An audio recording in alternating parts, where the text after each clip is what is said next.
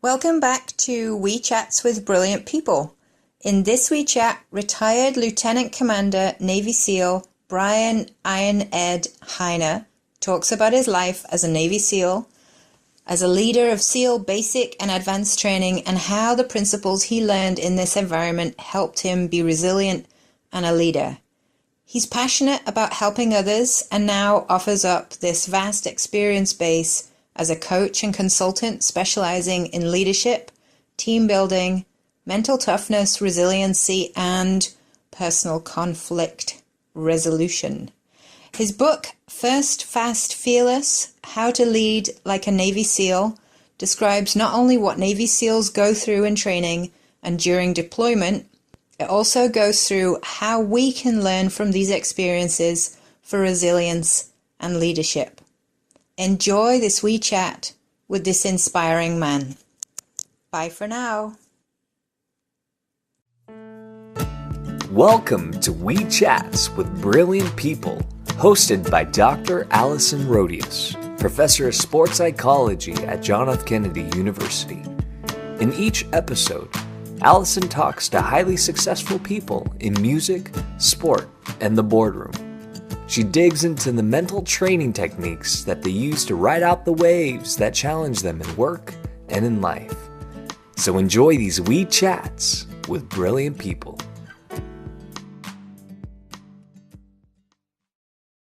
Welcome back to We Chats, everybody. Today I am really excited to be chatting to Brian Iron Ed Hiner, who is a retired lieutenant commander from the Navy SEALs and was the training officer for all the SEALs. He is a best-selling author, and he is chatting to us today from San Diego. Welcome, Ed. Hey, thank you. Thank you for having me. You're more than welcome. It's such an honor to talk to you, and I've been reading your book with excitement, and First Fast Fearless is really great insight into the kinds of mental and physical aspects that it goes, that is involved in being a Navy SEAL. And obviously, you have a big focus on leadership as well in there. So those are the, I'm really interested in talking about the mental preparation involved in being a SEAL and also the leadership components. So, I think we'll just get straight into it. Does that sound okay to you? It does, please. Brilliant. So, just a general question that I've asked everybody in the beginning is, what does mental preparation mean to you? So from your perspective as a SEAL, what does that mean to you? Well, for us, it's not one thing we do, it's everything we do. We make mental preparation a part of our lifestyle. And it starts from the very beginning of what we call BUDS, Basic Underwater Demolition SEAL Training. And that training is the foundation for how we're going to operate the rest of our lives. So we take civilians and we turn them into to Navy SEAls. And we start off really with what we call offensive mindset, a first strike mentality, is kind of doing away with all the negative language that a person has. Because when we come into SEAL training, most people talk about, well, we want to give you 110% and those type of things. And we're not looking for 110% out of any student. We're looking at 20 times their expectations. So one of the first things we tell students is we're going to smash your expectations about who you are and what you're capable of doing. So we want to push those students 20 times further than they've ever been pushed before. And that, develops the mental toughness as we go through. An offensive mindset is really about when you're eliminating the negative language, I'll try, I hope, all those things that create like that victim mentality. One of the things we do with the students when he first gets there, I don't know if you know about it, but the fourth week of training is what's called Hell Week. Right, I was reading about that in your book. And it goes from Sunday till Friday evening, and you don't sleep, and you never stop, and you're carrying logs and boats. And one of the things we ask a student, I'll bring a student up, and I'll say, how far right now can you run without stopping? And most of them will say, well, about 20 miles. Because, through their brain, they're going, well, I haven't eaten this morning. I didn't drink a lot of water. I'm tired from yesterday. I got boots. They do that mental hurdle process that most people in the world do. And we'll stop them and say, look, just in Hell Week alone, you're going to run 200 miles with 5 of your teammates with a boat, a 200-pound boat on your head. That doesn't count swimming, running with logs, push-ups, all the other things you're going to do. So you're going to do things you never thought you were going to do. And during that time, we coach them through it. And we really start off with, goal setting. In the very beginning, we teach SEALs you must set goals. And we do a lot of imagery, like, internal imagery, how to visualize success, how to self-talk your way through that success, and how to conduct that, with your goal setting. Yeah, lots of skills that we talk about in sports psychology. Absolutely. I think, we train other Olympic athletes. A lot of the Olympic team is near our training center, so they'll come down and train with SEALs, and we'll kind of share mental toughness drills with them. But the offensive mindset is really the basis of what we do. It takes people from being victims and to be proactive. Be the cause, not the effect in your own life. So going to one step deeper in terms of how you actually do that. So when they arrive, how do you, from the moment they arrive, you say you want to eliminate phrases like I hope or I'll try. How do you actually do that? What are can you give me some examples of the kinds of conversations that you might have? Yeah. Well, it's a form of accountability. And what we call accountability is we call it extreme ownership of the outcome. So, we're a no-fail mission. And, history doesn't care about excuses when it comes to our missions. And we tell them that. And the fact is, when the class of the students, no matter what, we always give them more to do than they can actually do, so they have to learn to prioritize and really use their time wisely. But there's 3 things they can say to us when they come up.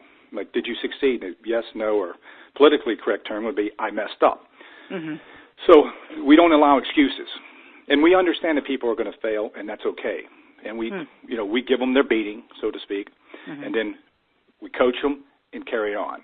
So the fact is that once you get that extreme ownership of the outcome, knowing that no one allows excuses up and down the chain of command, that you get that 100% engagement on what you're doing. Because excuses is a way of really of allowing failure. And I know there's reasons things happen. We understand that. But when you make people own that outcome to the extent that we do, excuses won't come. So it would be more around owning the mistake as opposed to, well, I tried to do blah, blah, blah. That's right. And once they say, look, I don't care what excuses you had. Did you make it? Did you get your job done? No, I didn't. Well, then that's when we do, physical remediation and bring them back and just, okay, start over. Here we go. It's not about making them failures, but we do push them to their failure limits. So you can fail without being a failure is what we teach them. So, because we understand it, when you're out in the middle of the mountains of Afghanistan or somewhere in the world, you understand that you own the outcome. You don't start preaching back at headquarters going, well, I didn't have the right equipment. The mountains were too big. Whatever the situation is, you own it. And that really gives them a sense of accountability and responsibility, and then ultimately they will be more motivated to do it. That's right. Yeah. And it gives them the authority to do it. So that I think accountability, just like on an individual basis in our lives, I mean, we are accountable for our own lives. People can blame their family, their upbringing, their situation. That's fine. That's excuses. But at the end of the day, you're accountable. You own it. And so you were the training officer for all the SEALs in that basic training. So take me back to when you were actually going through that training yourself. What was that like? It was awful. At the time, I mean, I have a video they recorded us, from 1992, and I remember in the video, all I said, they were like, "How was the training?" I'm like, "It's awful." But the funny thing about it is, all SEALs look back on that training with reverence. All of us. It's like the best time of our life. We go, "Oh, it was so fun," but and I think that's a good thing people understand in life is that the adversity that you go through is really the fulfillment and enjoyment in this life. You know, easy day, and we joke around, and one of our mottos is easy day, right? There's no, you know, only easy day was yesterday. Right. So we understand that our life is difficult, and Yeah. that's what you embrace. And once you embrace that adversity, what can life throw at you that you can't handle? Yeah, yeah. So can you give me an example of maybe when you were going through your own training, what, I don't know, take any week you want, but I mean maybe Hell Week is a good example because, you know, it's pretty well known, people know, you know, understand, you know, that it's a terrible week for the vast majority of us. Sure. Tell me a little bit more about, you know, your mindset during that week. Good. Well, that goes back to our goal setting. And you know, we have the students that wash out. I can tell you one of the things we've identified that they cannot focus on the moment. They look at it and go, "Oh my God, I got to do this for 6 months." Oh my goodness, because you're wet, cold, and miserable, and you know how cold the water is out here. So you're never dry. So the students that push through and make it through, the quality that they have is the ability to focus on that moment. So I don't have to make it through 6 months of the basic training. I just have to make it till lunch, and then I have to make it to dinner. Then I have to make it to breakfast. So you just have goals, and you just chunk them down. You know, every moment, a person that can sit there and look at their goals down the range, you know, long ways, I want them to graduate, but keep their focus right there in that moment and embrace that moment. And people that can't, they just dread the whole 6 months, they quit. Yeah, and wasn't it like 75% of people don't make it through? Yeah, 75% of them. It goes up and down, but that's roughly the average. Sometimes it goes up to 80, 85%. But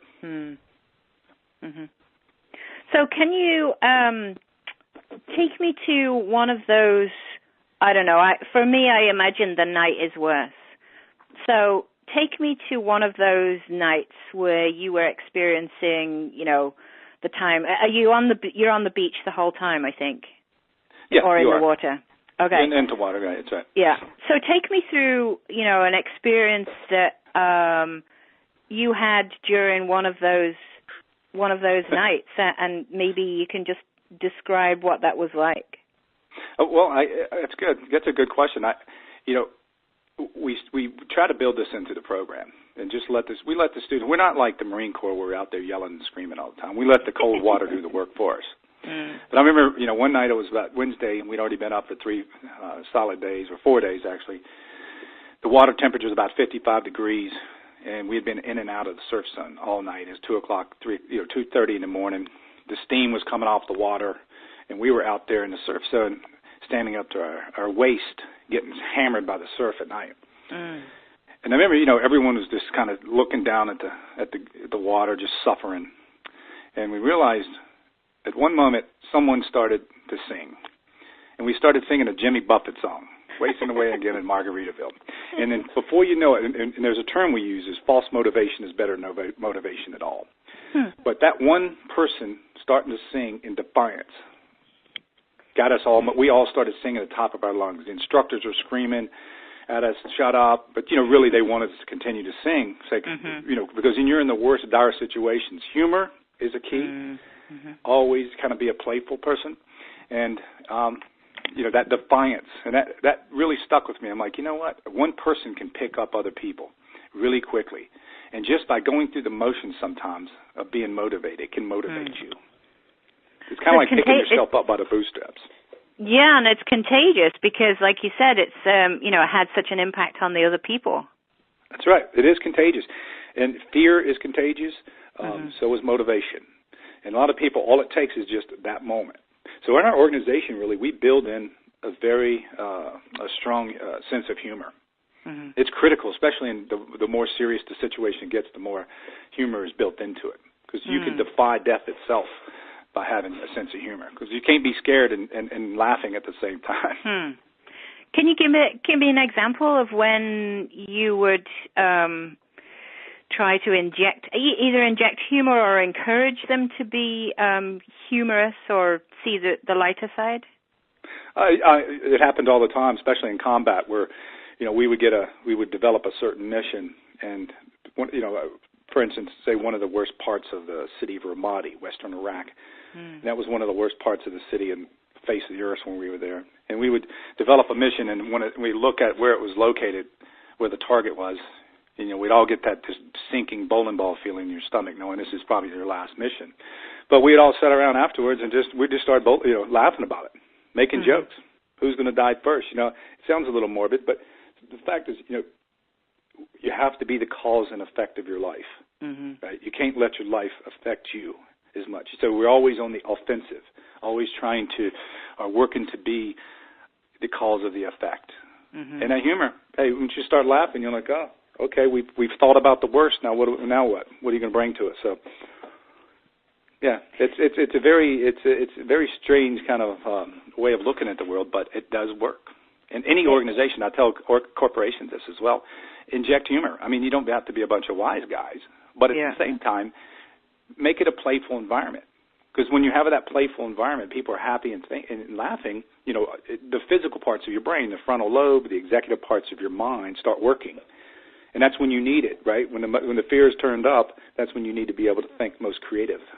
Yeah, definitely. I mean, the British are well known for having a sense of humor, and I think it's because, I always put it down to, it's an old culture and it's been around for a long time, and they've seen certain horrible things, and I think that helps develop a sense of, okay, so a lot of it is sarcastic, but definitely there's a certain type of humor and a certain type of wit, and I think that comes from hardship. It does, and that's a very good way of dealing with that adversity and that hardship.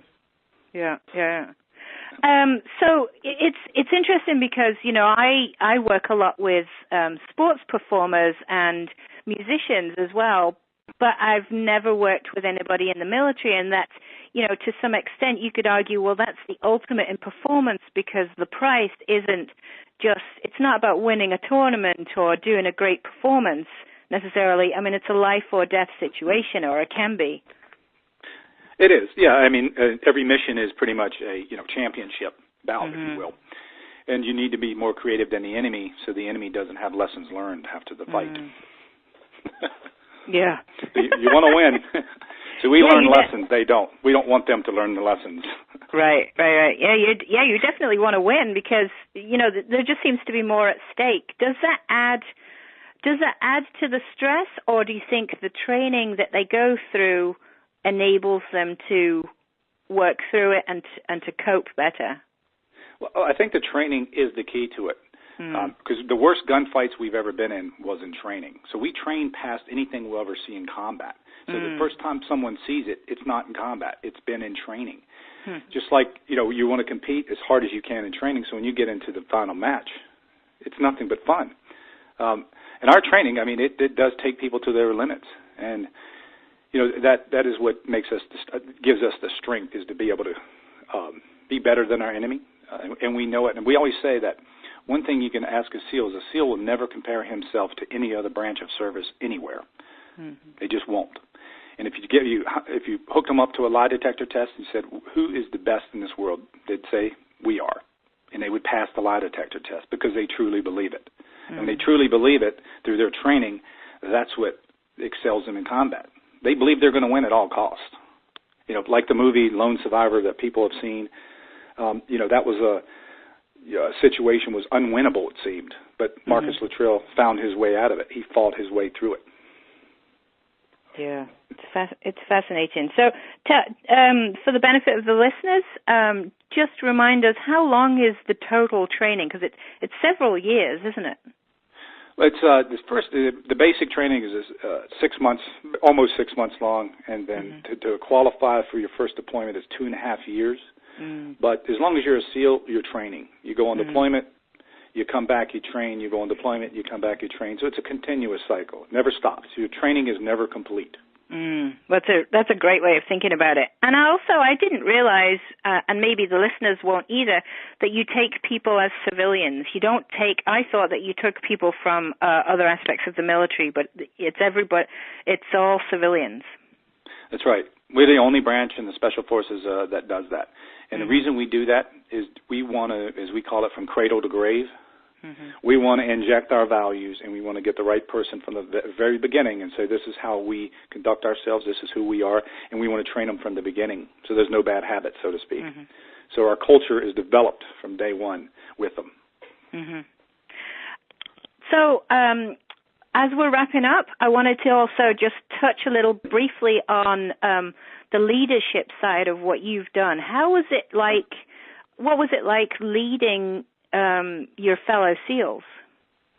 One, it was a privilege. It was. I realized that throughout my career, you really understand, the privilege and the stewardship, if you will, of being a leader. Because leadership, a lot of organizations look at it as a right or a position. As SEALs, we look at it as a choice we make, and it's a responsibility and a privilege. It's not us. It's not about us. And you'll see that in First, Fast, and Fearless. It's about the people, the mission, the men, and then me, as we say. So it was great. I mean, it was a fabulous time, and it was an honor to do it. And so, what have you learned going through that training yourself that has helped you be a better leader? Well, the whole process of it, just being around people that are willing to serve and sacrifice for one another is important, and it grows in everyone. If you look in the front of the book, you realize our organization lives by a strong ethos. And every company and every organization that is very, very successful and effective, they live by some kind of value system. So I've learned that that's our moral compass is for a leader is our value system. That's our compass. Yeah, I like that. And do you go and talk in businesses as well about leadership now? I do. Yes, I speak all over the country. I do coaching work, with one-on-one executives, and it's good. And it's they have the same issues that we used to have, and it's universal. Leadership is universal. There's nothing. Military versus a corporation. We're all under what I call VUCA, right? Volatility, uncertainty, complexity, and ambiguity. The world is chaos at times, and you have to deal with it, make sense of it. Yeah, that's why it's fascinating. Across the board, even though my particular interest has been in sport, I'm really interested in performance and leadership in all environments, because at the end of the day, the principles are the same. So I'm sure that you're coming across that kind of those kind of issues. Absolutely. I mean, it's all the same.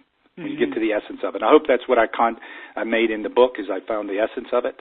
It's not just my leadership ideas. It's things I've learned from other people, and I've seen work effectively. So one last question before I get to my final question is, what would be your advice then for somebody who wanted to feel more resilient in an everyday situation, taking the work that you've done with the SEALs and the ethos and the principles, but an everyday person, it feels inspired to listen to this WeChat, but they're not feeling particularly resilient on any given day. What would your advice be? Well, the first thing is you have to, what we call, embrace the suck. Life, and don't ever get comfortable being comfortable. Being uncomfortable helps you be resilient. And if your expectations is like in coming into SEAL training, we expect it's going to be difficult. We expect life to be difficult. And what we call it in SEALs is, look, you have to expect that you're going to get the raw deal. And the raw deal is what we call a random butt whipping, so to speak. And it's going to happen in life, and it's always going to happen. But that's all right. You stop right there at that moment, reset your gauges, and move forward. But as long as that expectations is, it's not going to be easy. Life is not just going to be thrown at you in luxury and ease. Embrace it. That's part Embrace of it. the suck. Yeah, I really like that. I will use that myself, I think. Embrace the suck. Yeah. Thank you. So here's my final question for this WeChat today, which I've been asking everybody. Okay. If you knew you couldn't fail, what would you try to do tomorrow? Be an astronaut. Nice. Where would you like to go? I'd just like to go to the moon. Yeah. Brilliant. I'd like to go into space. That's one of the things I would have loved to have done. Mm-hmm. Well, you still can. I don't know. The astronaut program is very difficult, and I'm outside the age bracket. Well, you never know. If you talk nicely to Richard Branson, he may let you go up and. That's right. Or if my book sells a lot. There you go. That's a good positive attitude. I like that. Yeah, that's it. Well, thank you so much for being part of WeChats with Brilliant People. Good luck with your book, Ed, and tune in next time, everybody, to hear who we have on WeChats. Thanks so much for your time today. Thank you. We hope you enjoyed these WeChats. You can follow WeChats with Brilliant People on Twitter at WeChats and Facebook, and subscribe to the podcast series on iTunes or any Droid platform. WeChats with Brilliant People.